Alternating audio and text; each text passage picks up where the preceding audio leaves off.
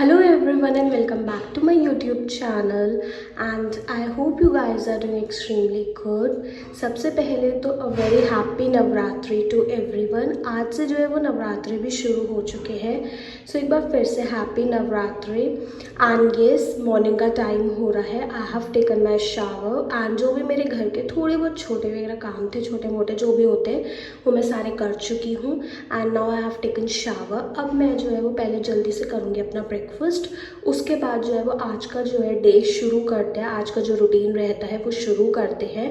And yes I also need to answer few questions जो मेरे comment box में आए हुए हैं, सो दैट जिन्होंने वो क्वेश्चंस पूछे उन्हें हेल्प मिल जाए. तो मैं आज उनके भी आंसर्स कर दूँगी, उनके लिए भी सही रहेगी वो चीज़. तो येस अभी जल्दी से मैं अपना ब्रेकफास्ट करती हूँ, फिर आज का डे स्टार्ट करते हैं. Okay, so today what I have written in the thought, let's read that first. It is written, believe in your preparation, trust your journey and ace your exams with courage. काफ़ी simple है समझने में भी, फिर भी मैं एक बार इसका मीनिंग आपको बताती हूँ. Like you need to have confidence in yourself and in your preparation. जो भी आप प्रिपेयर कर रहे हैं, जिस भी एग्ज़ाम के लिए आप प्रिपेयर कर रहे हैं, and embrace your unique path. Preparation के टाइम पे सबका एक अपना यूनिक पाथ होता है, सबके अपने स्ट्रगल्स होते हैं, सबके अपने सेक्रीफाइसेस होते हैं. So everyone has their own unique path and face your exams with a brave heart. आप जब भी एग्ज़ाम्स दें तो अपने ब्रेव हार्ट के साथ दें. लास्ट टाइम पे ये मत सोचना कि यार ये नहीं करा, वो नहीं करा, अब क्या होगा, कैसे होगा, ये बिल्कुल मत सोचना. एंड येस आपको अपने ब्रेव हार्ट के साथ पूरे अच्छे कॉन्फिडेंस के साथ आपको इस एग्ज़ाम को देना है. And you have got what it takes to succeed. आपको ज़रूर सक्सेस मिलेगी जिस चीज़ के लिए आप मेहनत कर रहे हैं. एंड बस अपने अंदर एक कॉन्फिडेंस रखना, दैट्स इट. यहाँ पर मैंने फॉर्मल फेलिसी के नोट्स और उसकी एक्सप्लेनेशन अच्छे से पूरी समझी, सुनी एंड फिर उसके मैंने नोट्स बना लिए. Okay, so there were few questions जो मुझे आंसर करने हैं. And let me tell you, अभी मैं नोट्स प्रिपेयर कर रही थी. जिस टॉपिक के मैं नोट्स प्रिपेयर कर रही थी वो मैंने कर चुके हैं. एंड पहले मैं आपको ये बता देती हूँ इन क्वेश्चंस के आंसर्स. उसके बाद मैं आपको एक दो चीज़ें और बताऊँगी कि आप अपना क्या टाइम टेबल लेके चल सकते हैं. लाइक अब सितंबर में आज हो गई है 22 सितंबर हो चुकी है, तो ऑलमोस्ट हमारा सितंबर मंथ फिनिश हो चुका है. सो एक तो मैं ये बताऊँगी कि मैंने क्या क्या चीज़ें कवर करी हैं एंड किस चीज़ का कैसे रिविज़न करना है. बाकी थोड़ा सा जो है वो टाइम टेबल को भी देख लेंगे. ओके, तो उससे पहले है कुछ कमेंट्स, वो मैं पढ़ लेती हूँ. तो एक क्वेश्चन है जो है, पेपर 1 के लिए बताएं मैम बुक प्लीज़. ये है रुचि कुमारी का, कि पेपर 1 के लिए कौन सी बुक ज़्यादा सही रहेगी. देखो लेट मी टेल यू, मैं आपको 2 बुक्स बताती हूँ. एक तो है जो मेरे पास है विच इज़ दिस वन. ये है NTA UGC net set in JRF. And yes ये है टीचिंग एंड रिसर्च एप्टीट्यूड की, मीन्स पेपर 1 की बुक है ये है KVS मदान की. एंड एक जो बुक है that is from I think Arihant, जितना मुझे ध्यान है वो अर्पिता करवा पेपर 1 की जो बुक है, आप वो वाली भी प्रेफर कर सकते हैं. जस्ट बिकॉज उसमें क्या है कि आपकी जो पेपर्स हैं, लाइक जो चैप्टर्स हैं वो ईजिली और अच्छे से डिवाइड हुए हुए हैं. 33 चैप्टर्स का उसमें आई थिंक डिवीजन है.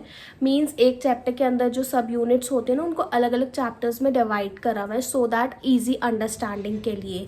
तो वो वाली बुक काफ़ी ज़्यादा अच्छी है. उसकी जो लैंग्वेज है बहुत ईजी और सिंपल लिखी हुई है, जो मैंने अभी तक एनालाइज करा. मेरी फ्रेंड के पास है, although I don't have that. तो मैंने जब उसे एक दो बार पढ़ा तो मुझे लगा कि उसमें काफ़ी ज़्यादा इजी लैंग्वेज लिखी हुई है, इजी अंडरस्टैंडिंग के लिए है वो काफ़ी. और जो बिगनर्स हैं जिनका फर्स्ट अटैम्प्ट है या सेकेंड अटैम्प्ट भी है, तो आप वो वाली बुक परचेज कर सकते हैं. मैं उसकी फ़ोटो साइड में लगा दूंगी, क्योंकि एग्जैक्टली मुझे ये नहीं पता कि वो अरिहंत की है या किसकी है, बट हाँ ये है कि वो अर्पिता करवा की है पेपर 1. तो आप उसको प्रेफर कर सकते हैं, बहुत सिंपल और ईजी लैंग्वेज में लिखा हुआ है, तो आप वो ले सकते हैं. या फिर अगर आपको KVS मदान लेंगे, मुझे लगता है मेरे से थोड़ी सी मिस्टेक हो गई.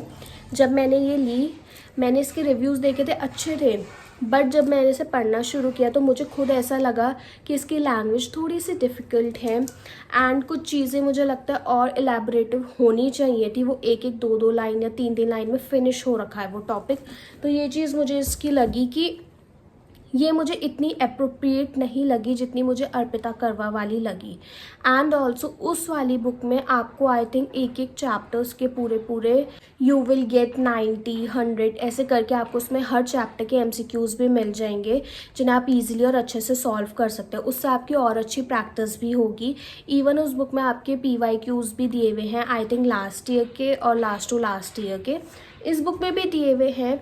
बट मैं ये बोलूँगी कि अगर आप बिगनर हैं तो वो वाली बुक मैं आपको प्रेफर करूँगी, आप वो परचेज़ कर सकते हैं। वो मैं साइड में आपको फ़ोटो दिखा दूँगी, आप देख लेना, ठीक है। तो ये हो गई इसकी बात।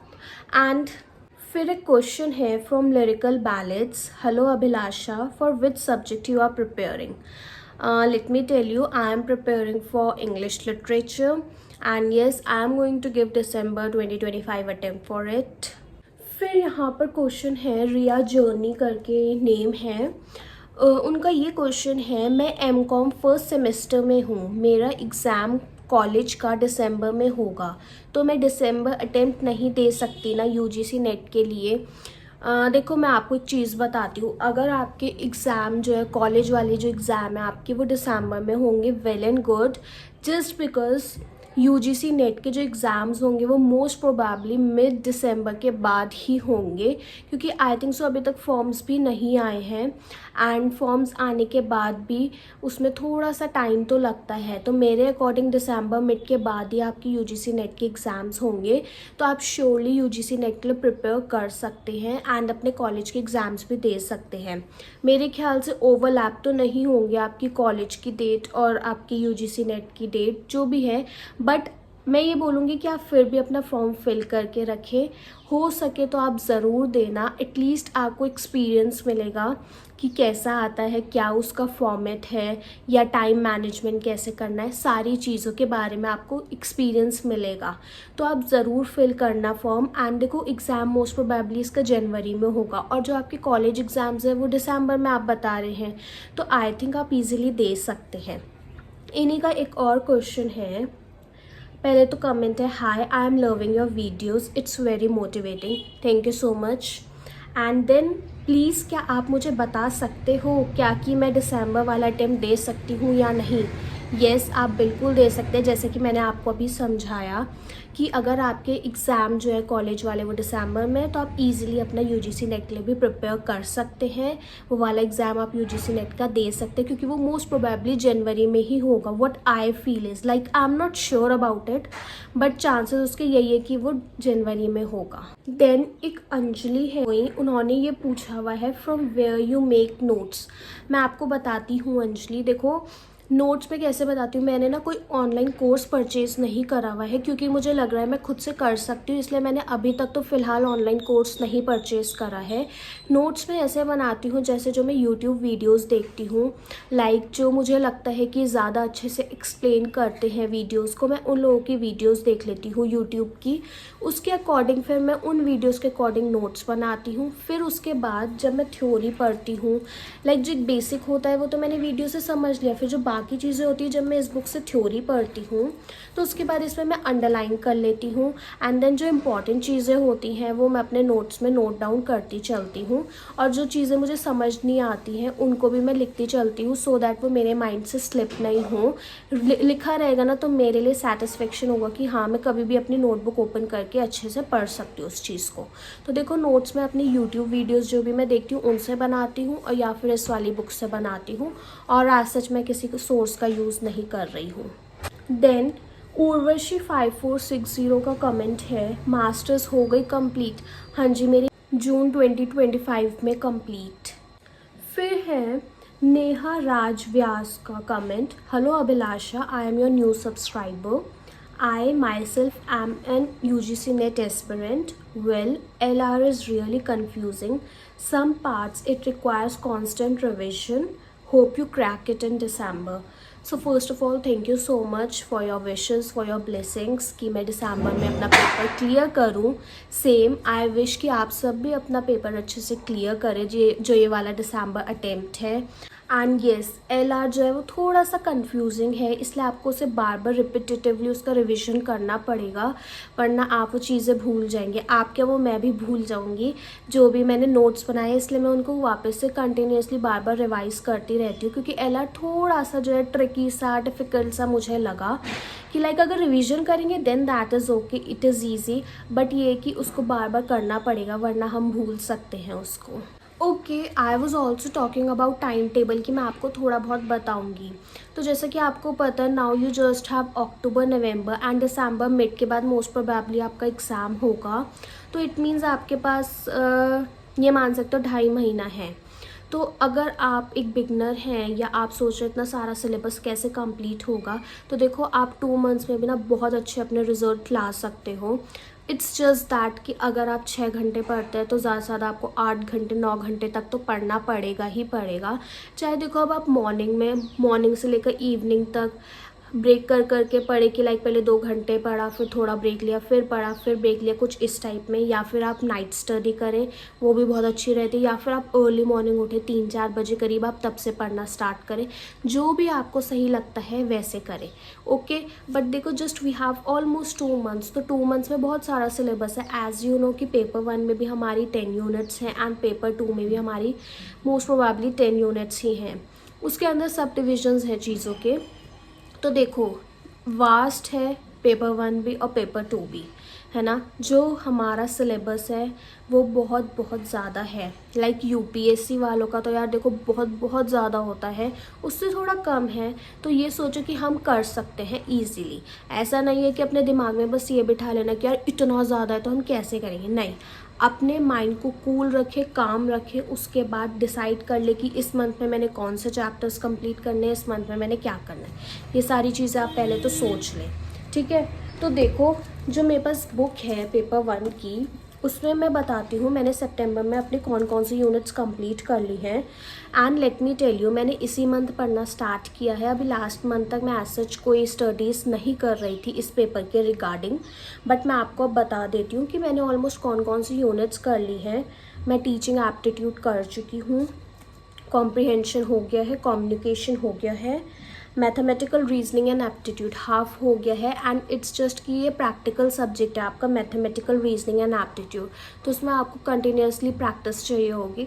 तो आप क्या करें, कोशिश करें डेली आधा घंटा 1 घंटा ज़रूर आप इस चैप्टर को दें, तो आपका बहुत अच्छे से हो जाएगा। जस्ट बिकॉज ये काफ़ी ज़्यादा स्कोरिंग भी होती है, जैसे आपको पता है मैथ्स स्कोरिंग होती है, तो वैसे ही इसमें मैथ्स ही है सारी। तो आपको क्या करना है, इसको प्रैक्टिस करना है, आपका बहुत अच्छे से हो जाएगा। एंड उसके बाद एलआर मेरा ऑलमोस्ट हो चुका है, लास्ट का थोड़ा बहुत बचा है, वो ऑलमोस्ट आज मेरा कंप्लीट हो जाएगा। Then I have done my higher education system and also I have completed my research aptitude. Yes, अब मेरे बचे हैं चैप्टर्स 1, 2, 3। ये मान लो अभी मेरे 4.5 चैप्टर्स अभी रिमेनिंग हैं जो कि मुझे अभी करने हैं। एंड जो बाकी पहले वाले करे हुए उन सबको भी मैंने रिवाइज करना है। तो ये मेरा पेपर 1 का हो गया, ये जो मैं सितंबर में कर चुकी हूँ। जो अब मेरे रिमेनिंग हैं ये मैं अपना अक्टूबर के लिए रखती हूँ। एंड अपना पेपर 2 का जो है मेरा यूनिट्स, उन्हें भी मैं सितंबर में रिवाइज करती हूँ जितना मेरा हो चुका है। और फिर अक्टूबर में जो मेरी रिमेनिंग यूनिट्स हैं उनको मैं बहुत अच्छे से कर लूँगी। बस ये है फ़िलहाल के लिए तो मेरा टाइम टेबल। बट अगर आप एक बिगनर हैं या आपने भी अभी पढ़ना स्टार्ट किया है तो यू जस्ट हैव 2 मंथ्स। तो आप ऐसे स्ट्रैटेजी लेके चले कि 5 units of paper 1 and 5 units of paper 2 आपको 1 मंथ के अंदर जैसे तैसे करके कंप्लीट करनी है। नवंबर में फिर बची हुई 5 यूनिट्स पेपर 2 की, ऐसे करके आपको कंप्लीट करनी है। PYQs की मैंने अभी बुक ऑर्डर करी हुई है जो मैं अपने लिए मंगवा रही हूँ। सो पहले मैं उसको खुद चेक करूँगी कि क्या वो सही है, तभी मैं आपको रिकमेंड करूँगी कि आपको वो परचेज़ करनी चाहिए या नहीं, मैं आपको तभी बताऊँगी। तो अभी मैंने ऑर्डर करी हुई है, most probably within this week वो बुक आ जाएगी, तब मैं आपके साथ वो भी शेयर करूँगी। तो एंड येस, फिर दिसंबर में जब आपका ये सब हो जाए ना, तो आपको क्या करना है, सबसे ज़्यादा PYQ सॉल्व करने हैं, MCQ सॉल्व करने हैं।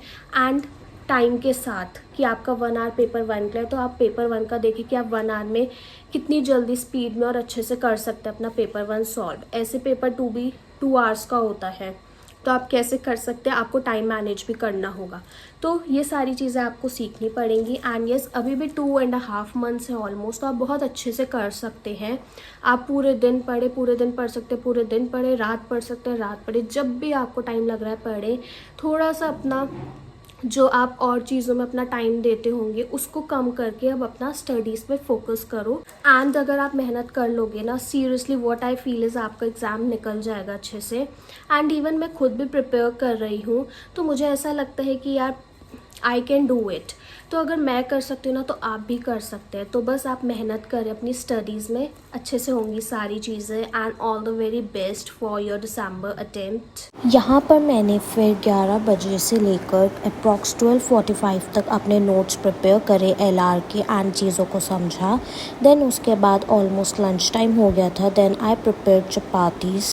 लंच करने के बाद मैं अप्रॉक्स 2:35 फिर से पढ़ने बैठ गई थी। फिर मैंने टाइप्स ऑफ इनफॉर्मल फैलेसी के नोट्स बनाए, साथ ही मैंने समझा भी। एंड ये 23 फैलेसीज़ है, तो इसको करने में काफ़ी ज़्यादा टाइम लग रहा है, समझने में भी। तो बस अब जो है इवनिंग के अप्रॉक्स 5:10 हो चुके हैं। तो अब जो है वो 5 बजे के करीब का टाइम हो चुका है। जो मैंने अभी करना था वो कर लिया। मैं थोड़ा सा ब्रेक लेती हूँ, फिर से मैं अपनी स्टडीज़ पे फोकस करूँगी, क्योंकि मैं दिन में 2:30-3 बजे से बैठी हुई हूँ, तो अब 5 बज गए हैं इस वजह से। So now I am going to have a glass of milk. And काफ़ी देर हो गई थी यार पढ़ते टाइम, तो मेरा हेडेक होने लग गया था, इसलिए बस अब मैंने थोड़ा सा टाइम लिया है, हाफ एन आवर 1 आवर तक जो है वो मैं अपना थोड़ा सा फ्री रहूँगी। अभी जो है वो मैं कोल्ड कॉफ़ी इंजॉय करती हूँ। एंड थोड़ा सा फिर मैं छत पे चक्कर काटती हूँ, उसके बाद मैं वापस से पढ़ने बैठूँगी। एंड मुझे बताना आपके साथ भी होता है, लाइक अगर बहुत देर तक आपकी पोनी बनी हुई है या आपने अपने बालों को बांधा हुआ है, तो आपका भी हेडेक होने लगता है। मुझे कमेंट्स में ज़रूर बताना, जस्ट बिकॉज मेरे साथ ये चीज़ होती है।